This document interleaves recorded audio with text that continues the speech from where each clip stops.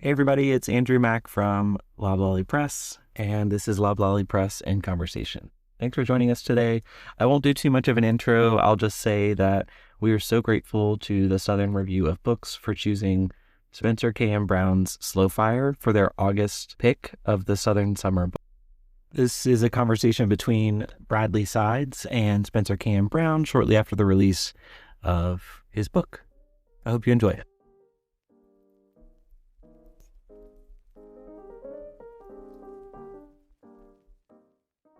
Hey everybody, my name is Bradley Sides, and I want to thank you for joining us for our Southern Summer Book Club here at Southern Review of Books. Today I'm chatting with Spencer K.M. Brown, author of our August selection, Slow Fire. Here's more information about our featured writer, and I'll be right back with Spencer. Spencer K.M. Brown is an award-winning novelist and poet, a finalist for the CMA National Book Awards, and winner of the Penelope Niven Award and the Flying South Fiction Prize. His work has been nominated 5 times for the Pushcart Prize and has appeared in numerous literary journals and magazines. He's the author of the novels Move Over Mountain and Hold Fast. He lives in the foothills of North Carolina with his wife and 3 sons. Slow Fire is his first collection of stories. Welcome back, everybody. Spencer, it's good to see you. How are you? Good. How are you doing? I'm doing good. Thanks for taking the time to join us today. Yes, thank you so much for having me. I really appreciate it. Of course. So I have several questions for you. You ready to jump into them? Let's do it. All right. So one of the things I want to start with was I just love to talk to other story writers about which stories they really like and admire. So for you, like Spencer K.M. Brown version of Great American Stories, what's out there for you? Ooh, good question. I think I fell in love with the short story form, honestly, with Edgar Allan Poe. And so as a kid, it was kind of those dark, weird, twisty stories that just intrigued me from beginning to end. But take a story like The House of Usher, though, there was a lot more at play than just like that Gothic. And then you get to the point of the guys, clawing out of the wall. Sorry, spoiler alert for anyone. But it's like there's just something more there. And so that kind of led me into other writers. But more importantly, to inform my writing career, I would say Dennis Johnson had a huge influence. I came across him just randomly reading a magazine in a waiting room one time, and that was, he blew my mind with what you could do in a short space. And I think some of the best short story writers, Misha Marin had one a couple years ago in Oxford American, and it was just like, I think it was called Tip, and man, was it brutal but beautiful, and all of these things all at once, and it was really cool to see. So, Great American Stories, there's a lot of good writers. And if I start listing them, I'm going to leave someone else. I don't want to do that. Yeah, that sounds like something I would do too. Yeah. I call it blockbuster syndrome, where you walk into Blockbuster, you're like, I haven't, if anyone remembers that, but you're like, I don't know what I want to watch. And there's everything there. But yeah, there's so many great writers, but I think it's just a great form of literature. And I've always been a huge fan of it. And so I'm glad that I was able to put this one together. But I think to see writers doing cool things with a short amount of space, especially flash fiction, and how much gravity a line, a word can hold, is really, really neat to see what people are doing with that. Yeah, I agree. Okay, so let's talk about your book, Slow Fire. So I know a lot of people watching or listening have probably read your book, but for those who haven't, do you mind introducing it just a little bit for us, please? Sure. Yeah. It's so it's a collection. I think it's 14 stories in there. And the topics vary and characters vary, but it's more or less set in the rural South. I'm from North Carolina, so it tends to be this kind of made up world that I made called New Oxford. And I don't ever really name that, I don't think, of the stories, but it's kind of this region. And for me, at least, that was the kind of way I could make sense of place, especially encapsulating all these different characters and all that. But generally, they kind of weave between brothers, father and son relationships, mothers and sons, and familial relationships, but also those kind of ties with the land, especially broken ties. So maybe, past generations really owned, worked, whatever on the land, and now some people are just kind of left with it. And what are you left to do with that? Who are you left to be in this town that's kind of vanishing, and what's your purpose? So that's was my interest in kind of collecting these stories together. Yeah, and I know you've written other books before. You have some novels, you have story or poems, but this is your first story collections. And I'm curious about kind of what was your period of time in which you put all these stories together? Was it recent, or is this a long kind of history that you have of writing stories?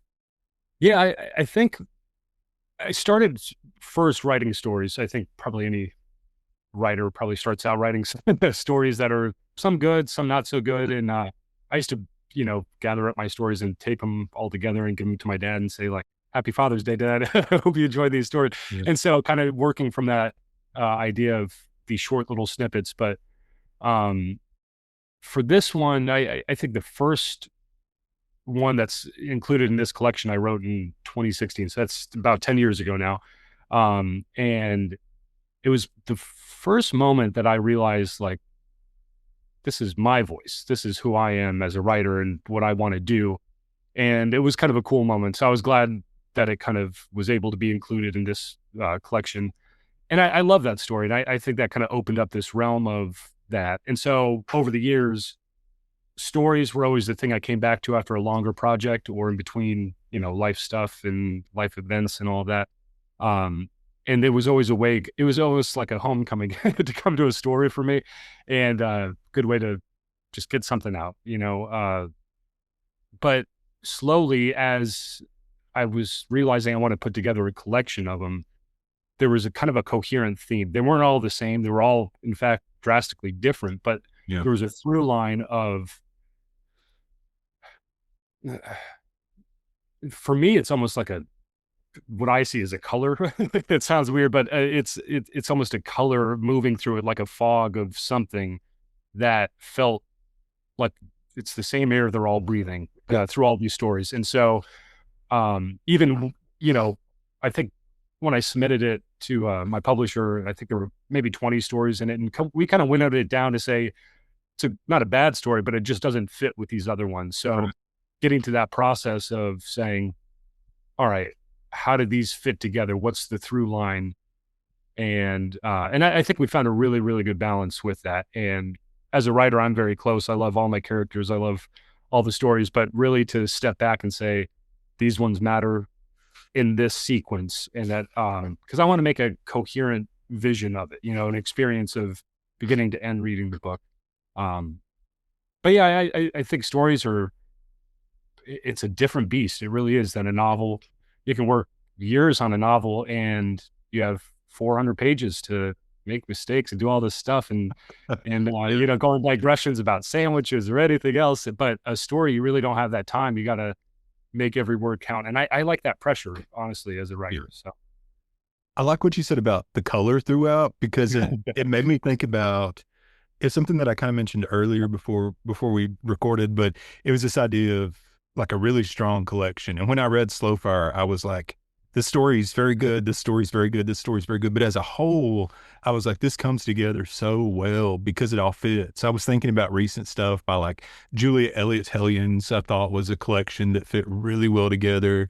Andrew Busby's recent collection, Andrew Segrist's debut collection, I thought did this. I could go, George Singleton does this really well, but with yours, like as a whole, yeah, like it fit together. But I wondered if you would talk about the movement from story to story, because it's not just a good collection, but it moves really well as each story builds. So we talk about how you kind of put it together in that kind of way. yeah, that's a really hard thing for me. I mean, I think this is where it's a shout out to my editor and publisher, because I think every writer needs a really, really good editor and a good publisher. And being on both sides of it in the industry, there's a huge value to both. And sometimes as a writer, you just have this raw mess and you're like, can someone please help me make sense of this? I need help. I have something here, but I just, we got to work around it. And then as an editor, you're like, I can see something here. Let's, help pin it back. And I think with this story collection, because of the distance of time I was as a writer over the years, writing it, different projects coming back, I think some of that distance for myself helped me realize not all these stories are great. They're not all there. And it's almost, I've had some buddies who are in the film industry, but it's kind of like, you have this long 3 hour film. It's like, we got to pare it back down, because what's the one that you want to show? Like, what do you want to tell? What is that through line again? And I think, kind of editing those down to that was the point. But then arrangement is extremely difficult. Yeah. And coming from like a somewhat of a poetry background and editing poetry, it makes a huge difference. I mean, what the book opens with to where what's in the middle to where what's at the end, that, yeah, you could open up the collection and read any story, and I hope it's really enjoyable. But if you read it beginning to end, I hope there's a different layer to it. And as a writer, I'm really interested in layers in that way of, you have a narrative, sure, and you have a voice, but if you look again, there should be, in a successful story, in my opinion, there should be at least a couple more that are there that you have to kind of search out. And so I wanted that feeling throughout the entire collection. And I think my publisher really, really got that. And he helped me to get to that place of understanding even what I was trying to do, that you can't almost express it in words. You're like, I have this feeling, and he's like, I think it's this. And you're like, yeah, I think it is that. And you kind of follow that through. And even reading it and rereading it with this story here, this one here, and it's like, that doesn't fit. There's something, broken. And so we found a good match. And it's probably not perfect, because no art is ever going to be perfect, but you're searching and you're reaching for that light. Like I think Cormac McCarthy said, that you're always searching for that light. And we got pretty close on this one. I'm very happy with the way it turned out. So. Yeah, you should be. I think it just works really well as a collection from front to end. It's very nicely put together. You mentioned this idea of layering, and that's something I wanted to ask you about, because if you look, the first story in the collection is just a fantastic story. It's about this small town boxer. He's looking for, poor guy's looking for all kinds of stuff. He's looking for love. He's trying to figure out home. He's trying to figure out himself. He's trying to figure out his relationship with the land. I mean, and I can go on. Like, it's a story that has a lot of elements to it. But will you talk a little bit about, for writing that story and others, if you want to, just kind of your process as a writer? I guess, do you naturally go into the stories and you're like, I'm going to write a story that touches on blah, blah, blah, blah, blah, and have these things you're going for?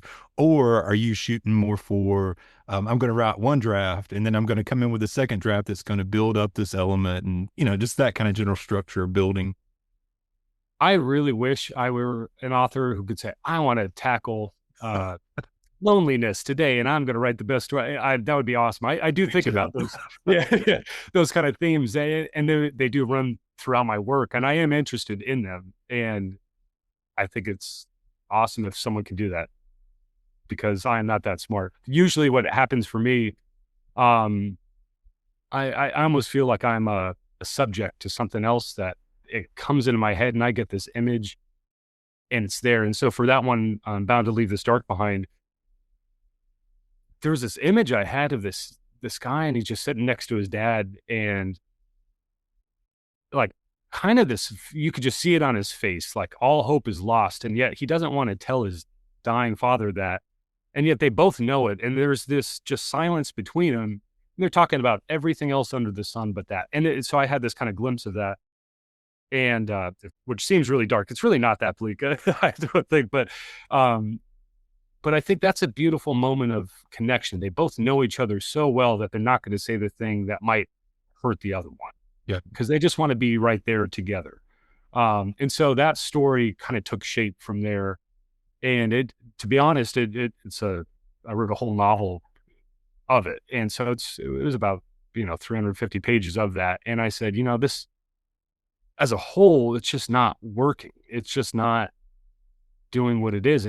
There's too much being said. And I think there was a lot I was putting too many words in the silence where there should have been silence. And so I think by paring it down and getting into story shape, it really brought out the character more. Mm-hmm. Eli, the main character in that story, in the one sense, he's kind of a son of a bitch. Sorry to cuss, but he's real. he's lousy, he's a lousy friend, lousy son, lousy all of this. And yet at odd moments, he finds conviction and he finds who he is. And I think that's what the story is about. And it took that many pages to write out to realize who he was. Mm-hmm. And so those layers of a person, I think, in a character, that's what makes a character real. It makes it, not static. They're very, very dynamic. And even the ones that come in for a page, I'm like, why are they here? What are they doing? And they better be dynamic. And I really wish I could say I invented that, I created that. But the way I view writing is I'm listening. I'm listening to those characters as they come, filtering through my experience, sure, everything I've read, absolutely. But there's a cool moment that happens in that state of writing that you're following it. And that's the best kind of writing to me. And Eli was excellent to follow. He was fun. And even all the other side characters, there's a lot of characters in that little short story. And it's vast in that way.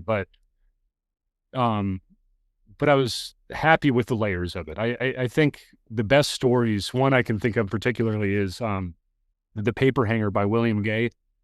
Yeah. Man, that story is simple on the surface, and then you go back and back and back, and you're like, "Whoa, blows my mind every time." It's like, how does that happen? And I think, and I don't even know if a writer is conscious of it, but it's kind of like a poem in that way of truth is just there, and there's layers to that. There's nuance in between all of those things, and that's what makes it so fun to write, but also to read and to participate in. So, yeah. You mentioned this idea of images, with stories and that kind of thing. Do you feel like that's how you're always kind of getting your ideas, is through images come to you and you're writing toward that image, or is it just this particular story? Yeah, I mean, most of the time, I would say, especially for fiction, images. Oddly enough, for poetry, it's specific lines and arrangement of words. But for stories, for another story in the collection, Green Valley Motel on Patterson Street, I just had this image of this kind of, rough looking lady sitting outside of an open motel room door, and it's just kind of crappy. And she's just sitting out there smoking, and the door is open behind her and it's cold. But she's kind of like serene. And you're just like, well, how could anyone be serene in that moment? And it's just a weird, you're a writer, you know what I mean? Like you just see it so clearly and nothing else. And so you have to sit down and you have to follow it through and write it. And that's the creative process of that. But what's cool that comes out of it are all those themes that we were just talking about.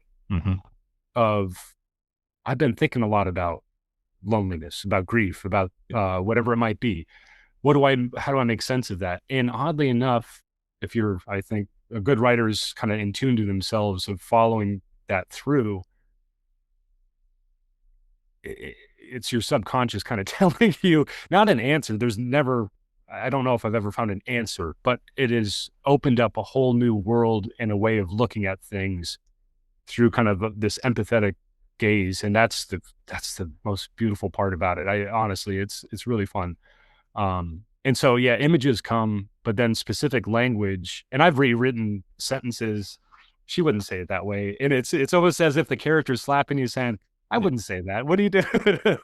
And I used to think I had to write, being from the South, I had to write in a dialect. And so early on, I was like, oh, I have to, cut all my G's and all this. And my wife was reading one of my stories before we got married. She was like, why are you writing like that? You don't write like that. Like, you don't speak like that. I was like, well, I don't have to. I don't have to copy anyone. You can just make it normal. But it's being true to the form, but also to the character. And that sounds odd because they're fictional. You made them up, but also you didn't make them up.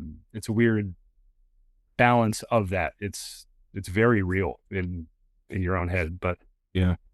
You've talked a couple of times about poetry a little bit. I know you have background working with poetry. I'm curious how that plays into your fiction in different ways. Do you feel like it's something that really helps you write stories, or do you feel like sometimes it's a drawback having that ability to be so poetic? I think some past editors would say, like, would tell me, hey, what's with all this language? But I think one thing I love about poetry is the ability to withhold in the moment. Sometimes you want to overexpress. And I think, especially with some sentimental moments that could be overly done. Um, and honestly, that's the most poetic thing about Hemingway's writing is his ability to withhold what we all know already. And I think good poets can do that. And they talk about almost everything else beside the moment right before you. And I really like that aspect. So I think from a poetic standpoint, that's kind of an idea that I incorporate or try to at least into my fiction. And I think it elevates it in a different way of, at least for my stories, not saying that everyone's story should do that or be like that, but I'm more interested in talking about what caused that feeling than the feeling itself, what brought you to that moment. And I think good poetry does that. But now if you're talking about the language or paragraph breaks or getting into weird craft stuff like that, I think that also matters deeply to the story of how the language on a page can balance the image you're drawing. It's like a twofold.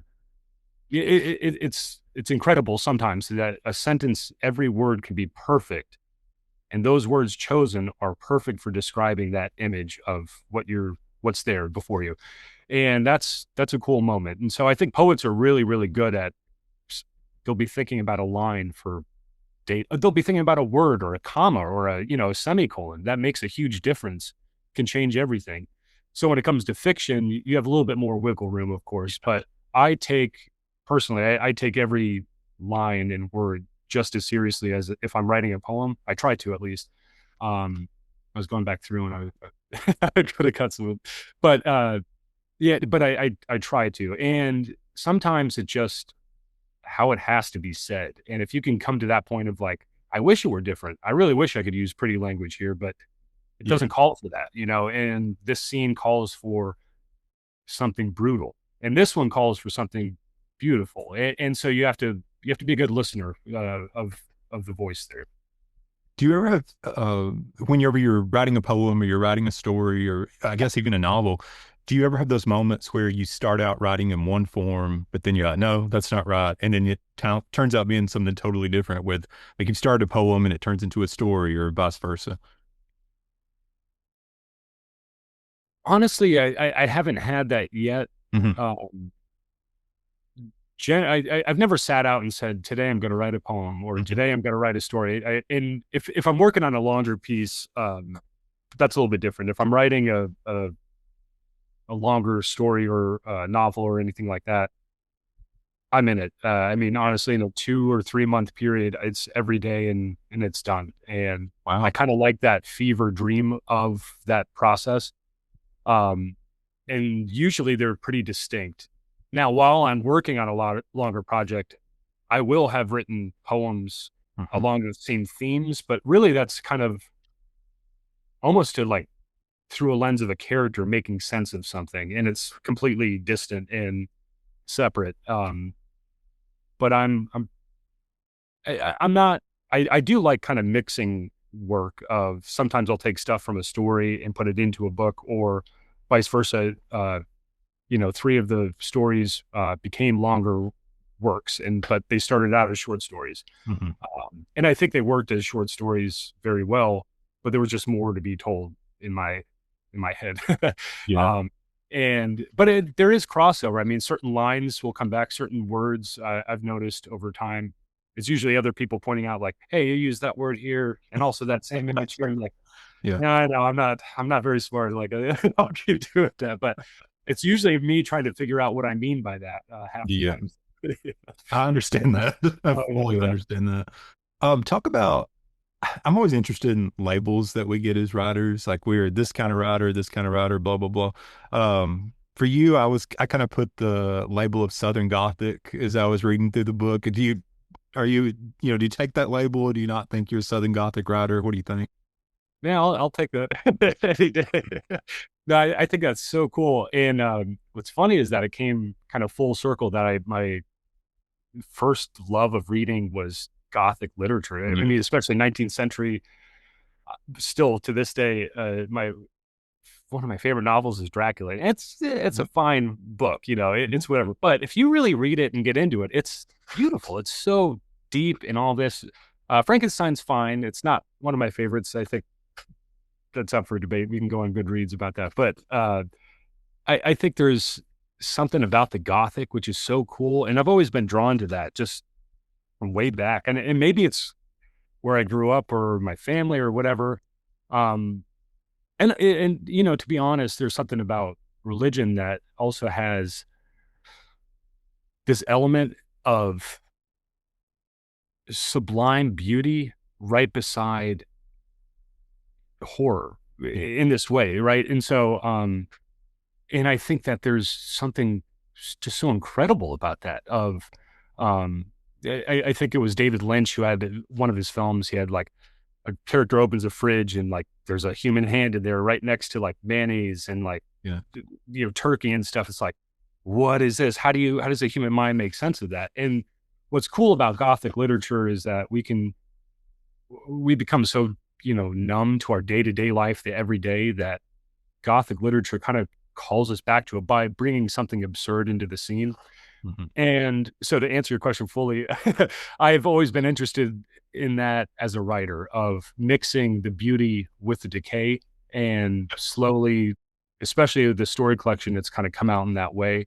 So I'll hopefully do a good job of that, of living up to that title.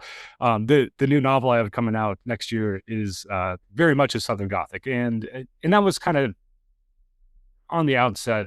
I was like, I want to write a good story in this lineage, and so there's some things that you pay attention to and you're kind of conscious of, but the rest of it kind of comes out in this really neat way, and that's the best Gothic literature in my mind. So yeah, as I was reading, I was of course thinking about other writers as well. Like I'm always thinking about what this reminds me of. And you've mentioned like Dennis Johnson and William Gay as being people you've kind of looked up to. Do you feel like your writing is kind of in conversation with those people, or do you see your writings being more in conversation with other writers? What's your take on that? Yeah, no, I think I'm a huge fan of reading and then putting that reading into my own writing. So sometimes, I mean, I used to write my own version of the same story. So I would take the same idea, and don't send it out as your own or anything, but you're thinking through the idea in your own way. And I think that's really cool writing. And so, after you find your voice as a writer and what you want to do, I love putting in little lines or little nods to the people that's so inspired me as a writer or as a reader. And especially in moments of, it could be a philosophical debate. And so there's a little nod to Dostoevsky in one little line. Or I think in I'm Bound to Leave This Dark Behind, there's a little line to Gatsby, F. Scott Fitzgerald in there. And it's not verbatim, but it's close enough to the line that I was like, it's the same thing that all these characters are going through, this kind of despairing moment. And what do you do with that? And so I kind of like that personally. And if readers and other authors can find it, I'm like, yeah, that's that conversation continuing on. They've shown me this part of the way. And I always viewed it kind of, I would love to, I always wanted to imitate all these writers, O'Connor and, Walker Percy and all these other guys. And then one day I was like, I don't want to imitate. I want to sit at the table. I want to take that conversation and add something to it. And so my goal was not to describe the South that everyone else has described. It's been done. But what I could do is describe the South that I know and where I grew up through my lens, which is very specific, which is different than yours, different than anyone else's. And I think that's the authentic nature of a good writer, is be true to yourself first and foremost, to your place. Don't imitate. You can nod, but and steal some lines every now and then, but don't try to be something you're not. Be true to that. You mentioned kind of your South a little bit, and one of the things that I really liked about this book was how much it plays into this. It plays into the different worlds in which the characters are in, right? There's a lot of smoke. There's a lot of snow going on. There's kind of foggy kind of settings. You have animals around. There's just an abundance really of the natural world kind of at play throughout the book. I was just curious, like how much of this is you being out in the world? Like it felt to me as a reader, like this is where you're comfortable, is outside among all this. But for you, what was your, um, Yeah, no, I think, so I mean, I grew up in King, North Carolina, so it's pretty rural, back of fields and farms and everywhere else. And we were lucky enough to grow up in a neighborhood, but right behind our neighborhood would be, I mean, 30 acres of a cow pasture with rolling hills and then tobacco fields and all of this. And so we used to just explore. We had a beautiful, big, I mean, a creek big enough that you could swim in and go into, and it was awesome. And so that's kind of my uh, childhood was in that place. And so wandering through those hills and everything, I was in love. And lucky enough, I was homeschooled growing up. So I would finish my work early in the morning, play some drums and then go out. And I was gone most of the day out in the woods. And you're just, for me, I was always just curious as a kid, and I'm still curious now, but I like to be an observer and just watch and see how things move and grow. And so over the years, especially going away for college and coming back and seeing how things have come and gone, the same field is now a big development. So there's, $500,000 houses now back there. yeah, The creek is somehow shrinked, and that's wild. The cows are gone and they're selling out. And so you see these things change in the time and place. When I was a kid, there was a big fire up on the Town Mountains. And so we literally watched it burn for a while. And I was like, that's crazy. And they called it a controlled burn or whatever. Who knows if it was, it might've been, but just to witness as a kid, you're like watching the sky burn, and it was wild.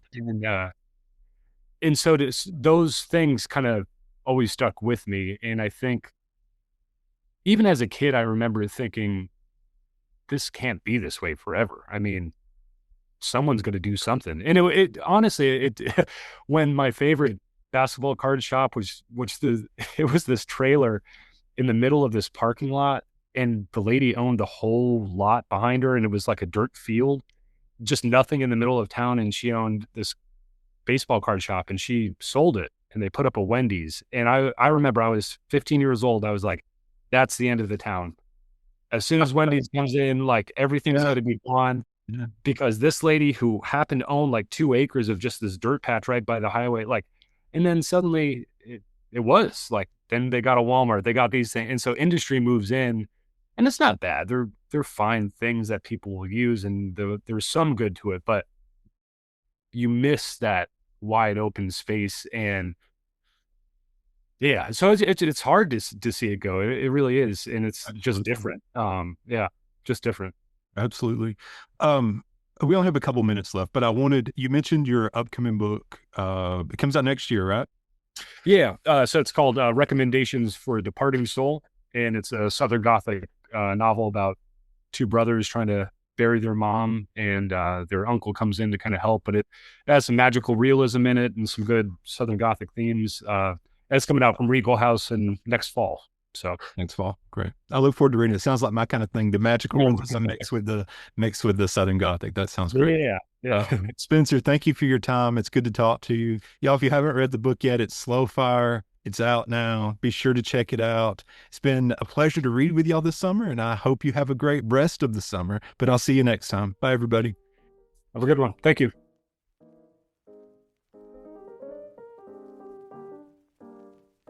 All right. Big thank you to Bradley Sides and Spencer K.M. Brown, as well as the Southern Review of Books. It's always been a dream to work with them, and it has been incredible.